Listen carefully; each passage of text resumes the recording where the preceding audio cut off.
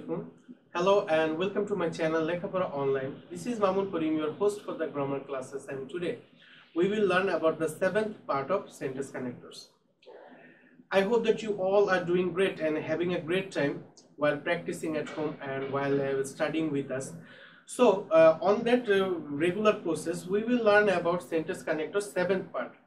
Today's class will be much more relaxing and much more easier than previous classes, and because today we will learn about some random words or some words, usual and unusual words that we multiple time use. We use multiple time every day, but we don't pay any heed to them, like to, also, as well as these kind of words. And also we will learn how to set up and how to arrange those sentences serially while we are talking.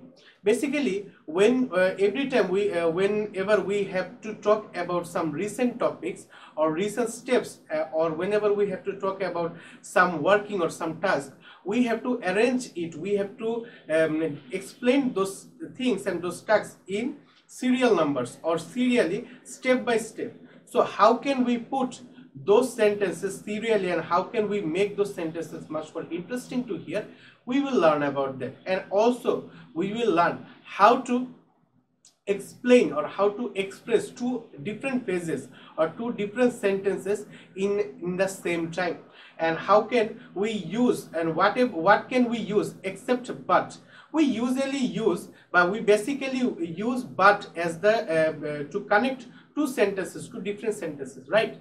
But there will be much more sentences and much more synonyms of that word that we can use to identify and to explain and express two different phases. So we will learn about that also. And also we will learn how to explain some recent topics, like what is going on during this time, what is up with this world at present. So we will learn about that, how to express continuous tenses and how to express recent topics, how to make them attractive by using at present, at the present time, during this time, or recently, this kind of words. So today's class will be important for you. So let's get begin. But before that, those who are new to my channel and join my classes today, thank you very much for joining my class. Please grab your seat, welcome to my class, and take a sharp eye on my class so that you can learn everything. And please take a pen and a notebook so that you can understand and write down all the rules. And if you're new to my class, then I will let you know that we are not just making classes for class 7, we're making classes from class 6 to class 10, every subject and every topics. So please subscribe to my channel and share my classes to all the students around you. And those who are already a member of our family, a part of our family, and our subscribers watching our videos, thank you very much for watching our videos. And I hope that you are getting quite a journey with us, because we are learning about say grammatical terms step by step for a long time. So I hope that you all have become a great expert. Still, if you face any problem, tell me in the comment section. I am pretty much sure that I will solve it. So let's get started. If we step on rule 15, we can see three words like to, also, as well. We usually or basically every day use these words multiple time, a lot of time. আমরা যদি খেয়াল করি, দেখো two, also, as well, এই শব্দগুলো আমরা কিন্তু ইংরেজিতে না শুধু বাংলার ক্ষেত্রে প্রতিনিয়ত অনেক ব্যবহার করে থাকি, কিন্তু এর ব্যবহার কিন্তু আমরা মূলত জানি না। এইগুলো আমরা কথা বলতে বলতে বা শুনতে শুনতে এগুলো আমাদের মুখস্থ হয়ে গেছে, কিন্তু তারপর আমাদের এর মানে ব্যবহারগুলো যদি শিখে নিতে পারি, তাহলে জিনিসগুলো আরো ইফেক্টিভলি আরো ইম্প্যাক্টফুলি জিনিসগুলো আমরা ব্যবহার করতে পারবো। দেখো টু, অলসো, অ্যাজ ওয়েল, এই তিনটি শব্দের অর্থ হলো আরো বা আরো কিছু। ঠিক আছে, আমরা যেমন বলি না সে আরো কিছু চায়, বা সে অন্য কিছু, বা এখনো সে দাঁড়িয়ে আছে, বা আরো সময় সে অপেক্ষা করবে, এই আরো কথাটির ক্ষেত্রে আমরা টু, অলসো, অ্যাজ ওয়েল ব্যবহার করতে পারবো। কিন্তু এর মধ্যে টু আর অ্যাজ ওয়েল এই দুটি শব্দ সবসময় বাক্যের শেষে বসে। টু এবং অ্যাজ ওয়েল এই দুটি শব্দ সবসময় কি করে, বাক্যের শেষে বসে। কিন্তু অলসো শব্দটি সবসময় বাক্যের শুরুতে, মাঝে এবং শেষে বসে। অলসো শব্দটি সবসময় বাক্যের শুরুতে, মাঝে এবং শেষে বসে। ঠিক আছে, এখন দেখো আরো বা আরো কোনো কিছু ঘটতে পারে অধিক ঘটনা বা বস্তুকে উল্লেখ করার পর এই লিঙ্কার গুলো ব্যবহৃত হয়। তবে অলসো কে সেন্টেন্সের শুরুতে, মাঝে, এমনকি শেষেও ব্যবহার করা যায়। দেখো এখানে কথাটিও লিখে দিয়েছে বা উল্লেখ করে দিয়েছে যাতে তোমরা ভালোভাবে বুঝতে পারো।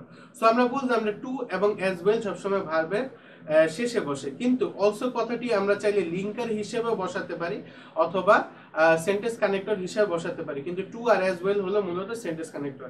এখন যারা সেন্টেন্স কানেক্টর এবং লিঙ্কারের তফাৎটা বুঝো না তারা অবশ্যই আমার প্রথম ক্লাসটি দেখে নিবে, কারণ প্রথম ক্লাসে আমি এই নিয়ে বিস্তারিত আলোচনা করেছি। তো যাই হোক, দেখো এখানে দেওয়া আছে he needs a pen, he also needs a book, তার একটি কলম দরকার এবং তার একটি বইও দরকার। তো এই যে এবং আরো একটি জিনিস বেশি দরকার, এখানে সে অলসো ব্যবহার করা হয়েছে। তারপরে দেখো Karim is a good student, Karim হলো একজন ভালো ছাত্র। Rahim is also a good student, রহিমও একজন ভালো ছাত্র। এখানে অলসোটি দেখো সাবজেক্টের পরে বসেছে। সো এখানে অলসোর ব্যবহারটা আমরা দেখলাম। তারপরে এখন দেখো আমরা টু এর ব্যবহার দেখবো এবং অ্যাজ ওয়েল এর ব্যবহার দেখবো। He is going to school, সে স্কুলে যাচ্ছে। You can go as well, তুমিও স্কুলে যেতে পারো। এখানে অ্যাজ ওয়েল এর জায়গায় যদি আমরা টু ব্যবহার করি তাহলে কিন্তু হবে, কোনো সমস্যা নাই। যেমন দেখো he is going to school today, you can go too, তুমিও স্কুলে যেতে পারো। পরের সেন্টেন্সে যদি আমরা দেখি he is a stranger, he is a singer, he is a singer, সে একজন গায়ক। He is an actor too, সে একজন অভিনেতা ও। তারপরে দেখো he told the matter in detail, সে জিনিসটাকে খুবই বিস্তারিত ভাবে বলেছে। হি হেল্প মি অলসো, সে আমাকে সাহায্য করেছে। দেখো এখানে এর আগের দুটি সেন্টেন্সে, প্রথম দুটি সেন্টেন্সে অলসোটি সাবজেক্টের পরে বসেছে, কিন্তু এখানে তুমি চাইলে অলসোটি সাবজেক্টের সেন্টেন্সের সম্পূর্ণ শেষেও বসাতে পারো। তো এই ছিল রুল 15। এখন আমরা যদি রুল 16 এ যাই, দেখো রুল 16 এ কিছু ওয়ার্ড দেওয়া আছে like at present, at present time, presently, nowadays. At present, at the present time, presently, nowadays. এবং তোমরা চাইলে আরেকটা ওয়ার্ড ব্যবহার করতে পারো, সেটা হলো রিসেন্টলি। সো এই সকল ওয়ার্ডগুলো দুই ক্ষেত্রে ব্যবহার হয়। যখন আমরা কোনো কন্টিনিউয়াস টেন্স বলবো, অর্থাৎ চলমান কোনো বিষয় যখন প্রেজেন্ট কন্টিনিউয়াস টেন্স বলবো, তখন তোমরা চাইলে এই ওয়ার্ডগুলো ব্যবহার করতে পারো। এবং আরেকটা হলো যখন আমরা ইনডিফিনিট টেন্সে যখন কোনো বিষয় নিয়ে আলোচনা করব অথবা যখন মানে সাম্প্রতিক কোনো বিষয় বা বর্তমানে চলমান কোনো বিষয়, যেমন বর্তমানে কোন বিষয়টি সবচেয়ে গুরুত্বপূর্ণ বিষয় বলো তো? সবচেয়ে গুরুত্বপূর্ণ হলো কি আমাদের এই যে কোভিড-19 যে প্যান্ডেমিকটা আছে। তো যখন আমরা কোভিড-19 প্যান্ডেমিকটা নিয়ে আলোচনা করব তখনও কিন্তু চাইলে আমরা at present, at the present time, presently, nowadays এই কথাগুলো বলতে পারি বা এই কথাগুলো উল্লেখ করতে পারি। ঠিক আছে? তারপরে যেমন বর্তমানে দেখো গ্রিন হাউস ইফেক্টটা খুবই ব্যাপকভাবে দেখা দিচ্ছে। তারপর হলো প্লাস্টিক পলিউশনটা খুবই ব্যাপকভাবে দেখা দিচ্ছে। শুধু পৃথিবীর ভিতরেই তো নয়, পৃথিবীর বাইরে স্পেসেও কিন্তু অনেক প্লাস্টিক জমে গেছে বা খুবই আবর্জনাগুলো বাইরে চলে যাচ্ছে। তো এই সকল জিনিসও কিন্তু আমাদের অ্যাটমসফিয়ারের জন্য খুবই ভয়ানক। সো এটা যেমন একটা রিসেন্ট টপিক, এটা নিয়েও কিন্তু আলোচনা করা যেতে পারে। তো দেখো এই সকল শব্দগুলো আমরা কখন ব্যবহার করবো, এটাগুলো সেন্টেন্সের প্রথম ব্যবহার করা যায়। যেমন এখানে দেওয়া আছে দেখো at present the condition of farmers is not good at all। তো যদি আমরা at present টু কেটে দেই, the condition of farmers is not good at all, অর্থাৎ হলো কৃষকদের অবস্থা একটুও ভালো নয়। এখন কৃষকদের অবস্থা একটুও ভালো নয় এই কথাটি কোন সময়কার, অর্থাৎ কখন ভালো নয়, বর্তমানে না অতীতে না ভবিষ্যতে? তো আমরা যদি বলি at present তখন হবে কি বর্তমানে কৃষকদের অবস্থা তেমন একটা ভালো নয়। ঠিক আছে? তারপরে দেখো পরের সেন্টেন্সে যদি আমরা দেখি at present women contribute to the society remarkably। আসলে এই কথাটা সঠিক, বর্তমানে বিশেষ করে কর্পোরেট সেক্টরে কিন্তু মহিলাদের অবদানটা সবচেয়ে বেশি থাকে। ঠিক আছে? তো এখানে at present এটা যেহেতু সাম্প্রতিক একটা বিষয়, এক সময় ছিল যখন তারা বাইরে বের হতে পারতো না, কাজ করতে পারতো না, এখন আর ওই জিনিসটা নাই। So at present women contribute to the society remarkably। তারপর দেখো nowadays the greenhouse effect has appeared as a great threat to our existence। দেখেছো এই শব্দটি এখানে বা এই বাক্যটি এখানে এসেছে nowadays। এখানে দেখো প্রথমে দেওয়া আছে at present, পরে দেওয়া আছে nowadays। পরের সেন্টেন্সটি যদি আমরা দেখি he is waiting for me for a long time so I have to meet him presently। Presently কিন্তু তুমি চাইলে যে কোনো জায়গায় বসাতে পারবে। যেই ওয়ার্ডগুলো তোমরা চাইলে পজিশন চেঞ্জ করে বসাতে পারবে, এগুলো কিন্তু সেন্টেন্স কানেক্টর হিসেবেও কাজ করতে পারে, আবার লিঙ্কার্স হিসেবেও কাজ করতে পারে। পরবর্তী সেন্টেন্সে যদি আমরা দেখি at present time I have no cash in hand। So এই যে at present time, এটা at the present time এটা হলো মূলত একটা সেন্টেন্স কানেক্টর, কারণ এটা তার পজিশনটা চেঞ্জ করতে পারে না। সো আশা করি এই রুলটাও বুঝতে পেরেছো। এখন আমরা যদি পরের রুলে যাই, এটা খুবই ইজি একটা রুল, তোমরা শব্দগুলো শুনলে বুঝতে পারবা যে এটা কিভাবে ব্যবহার করতে হবে। যেমন দেখো এখানে দেওয়া আছে ফার্স্টলি, সেকেন্ডলি, থার্ডলি, অর্থাৎ প্রথমত, দ্বিতীয়ত, তৃতীয়ত। এই ওয়ার্ডগুলো আমরা কখন ব্যবহার করি? যখন আমরা মূলত কোনো বিষয় সম্পর্কে মানে বিস্তারিতভাবে আলোচনা করি, বা মনে করো আমাদেরকে কোনো টাস্ক সম্পর্কে বিস্তারিতভাবে আলোচনা করতে বললো, যে তুমি তাদেরকে এই কাজটা বুঝিয়ে দাও। বিভিন্ন কাজ করতে গেলে আমাদের বিভিন্ন ধাপ অনুসরণ করতে হয়। সো ওই সকল ধাপগুলো অনুসরণ করার ক্ষেত্রে প্রথমত এই কাজটি করবে, দ্বিতীয়ত এই কাজটি করবে, তৃতীয়ত এই কাজটি করবে, এরকম ফার্স্টলি, সেকেন্ডলি, থার্ডলি, এই সকল শব্দগুলো আমরা ব্যবহার করে থাকি। দেখো এখানে একটি উদাহরণ আমি প্যাসেজ আকারে দিয়ে দিয়েছি, যাতে করে তোমরা বুঝতে পারো যে কিভাবে এই ওয়ার্ডগুলো ব্যবহার করবে। There are many ways to solve the food problem in Bangladesh. Firstly, we must sustain the present production of food. Secondly, we must control the rapid population growth. Thirdly, steps should be taken against the fragmentation of land. তারপরে হলো fourthly, modern and scientific method of cultivation should be introduced. So আশা করি এই সকল জিনিসগুলো তোমরা খুব ভালোভাবে বুঝতে পেরেছো বা আমি বোঝাতে পেরেছি। আমরা যদি রুল 18 এ মুভ অন করি, রুল 18টা হলো খুবই গুরুত্বপূর্ণ একটা রুল।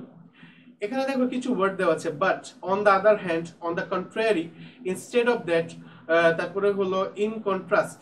সো এই সকল শব্দগুলো আমরা মূলত কখন ব্যবহার করি? যখন পরপর দুটি শব্দ বলবো এবং এই দুটি শব্দের বিপরীত উচ্চারণ হবে বা বিপরীত অর্থ প্রকাশ করবে। মনে করো এক শব্দ এক সেন্টেন্সে বললো ডাইনে যাও, আরেক জায়গায় বললো বামে যাও, go to right but he went to left side. So এই সকল ক্ষেত্রে আমরা চাইলে বাট ব্যবহার করতে পারি, কিন্তু বাট ব্যবহার করার সাথে সাথে কিন্তু আমরা চাইলে on the other hand, on the contrary, instead of that, in contrast, এই সকল শব্দগুলো ব্যবহার করতে পারি। তার মানে বাট এর প্রতিশব্দ সিনোনিম হিসেবে এই সকল শব্দগুলো আমাদের কাজে লাগে। যেমন দেখো এখানে আছে কিন্তু বা অন্যদিকে। পূর্বে লিখিত কোনো বক্তব্যের বিপরীতে কোনো বক্তব্য লিখতে গেলে এ ধরনের লিঙ্কার ব্যবহৃত হয়। যেমন দেখো এখানে দেওয়া আছে, I expected you that day, but you did not come. He is poor, but his own brother is a rich businessman. I do not like him, but he likes me very much. তারপর Dhaka is overpolluted on the other hand, but on the contrary, in contrast, তারপরে হলো in contrast with this, Khulna is less populated. তারপর I asked him for some money, instead of that he gave me some advice. So এইভাবে চাইলে আমরা এই সেন্টেন্সগুলোকে complete করতে পারি, আরো খুব সুন্দর অ্যাট্রাকটিভ করতে পারি। So I am pretty much sure that I have been able to explain this rule in detail to you. If you learned something new today, then please hit the like button and share my classes to all the students around you, your brothers and sisters, your friends, classmates, even your parents. And if you didn't understand anything, or if you have any problem with some of the portion of this class, then please let me know in the comment section so that I can solve this problem on my next class. And if you didn't subscribe to my channel yet, please hit the subscribe button and please press the bell icon so that you can be notified about all of our activities. So that's all for today. I will come to you with another video on sentence connectors. Until then, stay home, stay safe, never stop learning. Assalamu alaikum.